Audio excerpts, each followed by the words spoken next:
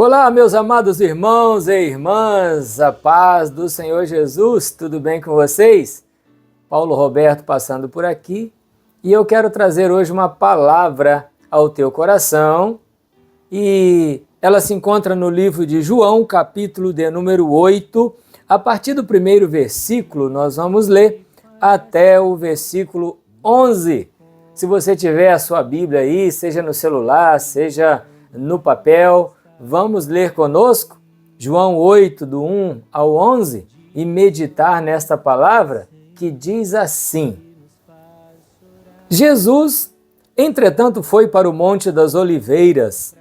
De madrugada voltou novamente para o templo e todo o povo ia ter com ele.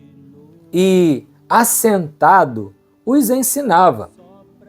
Os escribas e fariseus trouxeram à sua presença uma mulher surpreendida em adultério. E, fazendo-a ficar em pé no meio de todos, disseram a Jesus: Mestre, esta mulher foi apanhada em flagrante adultério. E na lei nos mandou Moisés que tais mulheres sejam apedrejadas. Tu, pois, que dizes? Isto diziam eles, tentando-o, para terem de que o acusar. Mas Jesus, inclinando-se, escrevia na terra com o dedo, como se insistissem na pergunta. Jesus se levantou e lhes disse: Aquele que dentre vós estiver sem pecado, seja o primeiro que lhe atire pedra. E tornando a inclinar-se, continuou a escrever no chão. Mas ouvindo eles esta resposta e acusados pela própria consciência, foram se retirando um por um, a começar pelos mais velhos, até aos últimos, ficando só Jesus e a mulher no meio onde estava. Erguendo-se Jesus, e não vendo a ninguém mais além da mulher, perguntou-lhe: Mulher, onde estão aqueles teus acusadores? Ninguém te condenou? Respondeu ela: Ninguém, Senhor. Então lhe disse Jesus: Nem eu tampouco te condeno.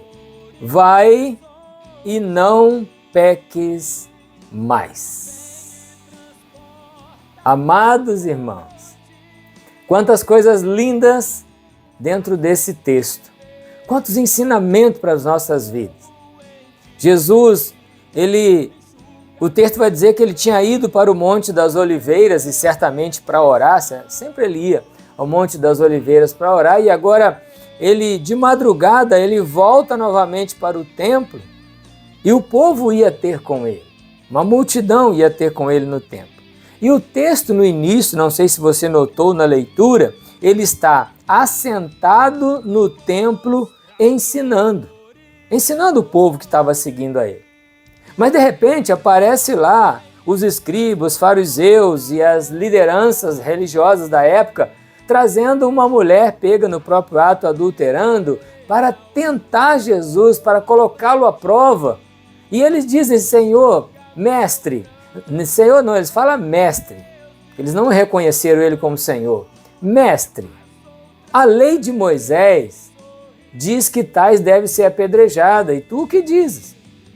Jesus, sabendo e conhecendo a intenção e o coração daqueles homens que não estavam ali apenas querendo praticar a justiça, praticar a lei, não. Jesus sabia que eles estavam ali para tentá-lo, para provocá-lo, como sempre, para ver se encontrava nele alguma coisa que o pudesse acusar. Mas Jesus, como sempre saía de uma maneira magnífica, fazendo perguntas, ele apenas diz para aqueles homens. E interessante, antes de eu dizer isso, não sei se você notou no texto, que ele está no templo ensinando, mas de repente ele já está escrevendo no chão. Eu não sei se o templo tinha chão batido, mas eu acho que não. O templo naquela época era um templo geralmente muito belo, muito suntuoso, até porque Anás, Caifás, essa turma lá, eles eram muito ricos. Ele tinha muito dinheiro, circulava muita grana na época. Então dá-se a entender que Jesus saiu do templo e agora ele está em um local onde ele pode escrever no chão enquanto aqueles homens estão ali, tentando o acusá-lo. Ele abaixa, começa a escrever no chão e diz àqueles homens: olha, aquele entre vocês que não tem pecado, que seja o primeiro a tirar uma pedra. E Jesus abaixa novamente e continua a escrever no chão, e ali ele fica escrevendo no chão. O texto vai dizer que então todos eles vão embora, a começar do maior até o menor, ficando só Jesus e a mulher naquele lugar. E ele faz então essa pergunta para ela: cadê os teus acusadores? Ninguém te condenou? E ela: Senhor, ninguém. Aí vem o que eu quero trazer para a nossa meditação nesse texto. O que eu quero chamar a sua atenção nesse texto é o seguinte: é o finalzinho dessa história. Porque no finalzinho dessa história, Jesus vai dizer, no versículo 11, ele vai dizer: ninguém te condenou? E ela responde: ninguém, Senhor. Então ele diz: nem eu te condeno, vá e não peques mais. Você já parou para pensar nessa frase? Não peques mais. Será que é possível alguém, após ter um encontro com Jesus, não pecar mais? Seria possível? Ou Jesus está usando uma frase no sentido figurado? Eu creio que não, querido. Eu creio que ele não está usando uma frase no sentido figurado. Quando ele diz para aquela mulher: vá e não peques mais, é porque isso é possível. É possível ir, após ter um encontro com Jesus, seguir a nossa vida caminhando por essa terra e não pecar mais. A gente pode cometer erros. E erros são diferentes de pecados. Errar não quer dizer que peca. Você pode errar sem pecar. A prova disso é que você pode escrever chapéu com X. Você errou, porque chapéu é com CH. Mas você não cometeu pecado. Foi apenas um ato de ignorância de alguém que não sabia que chapéu se escrevia com CH. Então é possível a gente caminhar nessa terra cometendo erros, mas não pecando mais. Aí você me pergunta assim: mas irmão Paulo, como é possível eu viver nesse mundo estando ainda na carne, estando ainda o meu espírito habitando esse corpo mortal, pecaminoso, e não pecar mais, ouvir essa frase de Jesus e seguir sem pecar mais? Se a gente entender, querido, que a partir do momento que a gente tem um encontro com Cristo Jesus, decide trazer o Cristo para a nossa vida, é possível a gente caminhar sem pecar. Mas como? Se você entender que a partir desse momento em que você decidiu se tornar um cristão, você passou a fazer parte do corpo de Cristo Jesus. E você sabe o que é fazer parte do corpo de Cristo Jesus? É essa mulher gigante, essa mulher enorme, espalhada pela face da terra, nas mais diversas denominações existentes, mas ela é única, ela é uma mulher. Eu e você somos parte do corpo de Cristo Jesus, onde Ele é o cabeça. Será que é possível a gente conseguir entender o que é um corpo?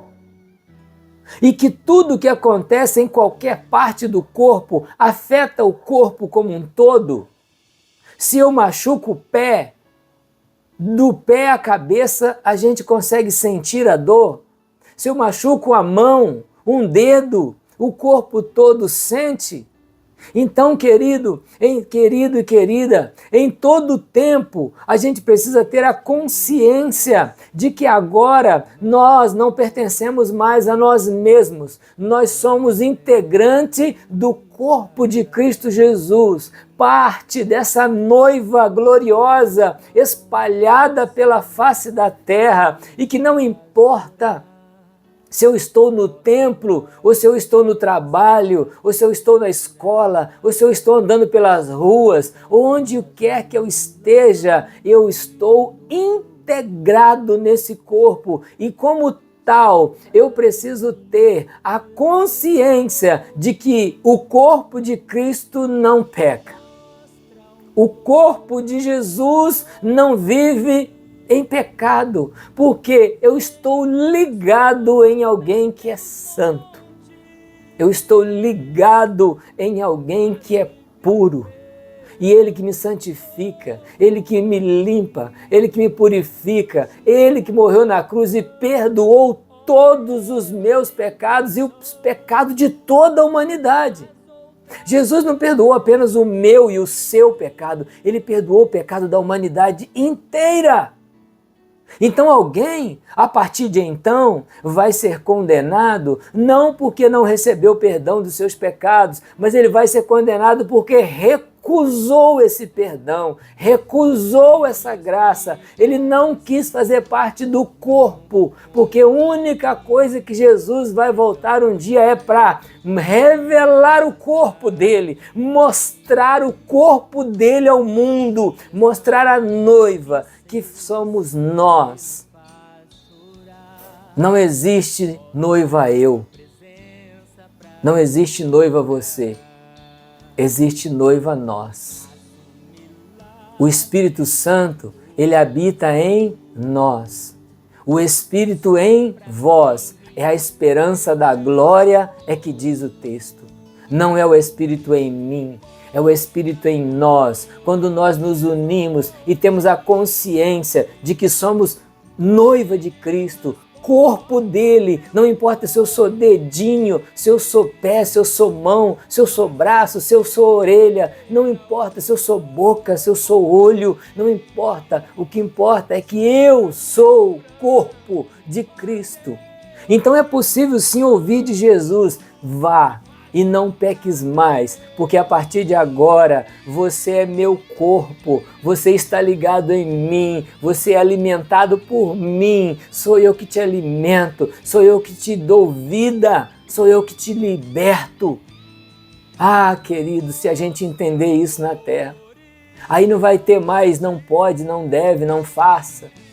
Vai ter amor, paixão pelo corpo, vai ter uma plena consciência de que agora eu estou ligado em um ser eterno maior, que fez tudo por nós, fez tudo, que está sentado num trono, que governa o universo, que governa céu e terra, e que de lá ele emana uma seiva, ele emana uma água, ele emana um rio, ele emana uma vida, ele emana algo glorioso, e esse algo glorioso percorre as veias do corpo da igreja, percorre as veias do corpo da noiva.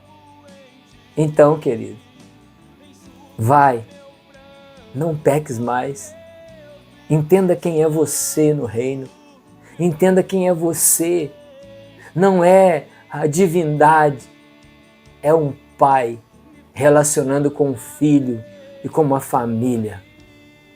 Que você possa olhar diferente para esse texto, para essa mensagem. Vá e não peques mais. Entenda que você é corpo de Cristo, juntamente comigo, juntamente com outro, juntamente com outro, juntamente com outro, a gente forma uma bela igreja na face da terra. E um dia, o cabeça vai voltar e vai revelar quem é corpo e quem não é corpo. Para ser corpo, não é somente estar no hall de membro de uma igreja. Não, para ser corpo é ter a consciência de quem é nessa terra. e cumprir o seu propósito como tal, revelando o Cristo por onde quer que você passar.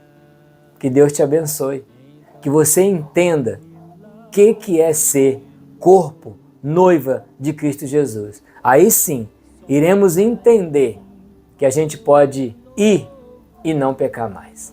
Querido Deus, abençoa esse irmão, essa irmã que ficou até agora ouvindo esta breve mensagem. Que o Teu Espírito Santo possa cobri-los sempre com o Seu sangue e com o Seu manto glorioso, enchendo de vida, de graça e de paz e de bondade. Obrigado por tudo, Senhor. Continue se revelando a nós através do Teu Santo Espírito, em nome do Teu Filho Jesus Cristo. Amém. Deus abençoe, querido. Fique na paz do Senhor Jesus.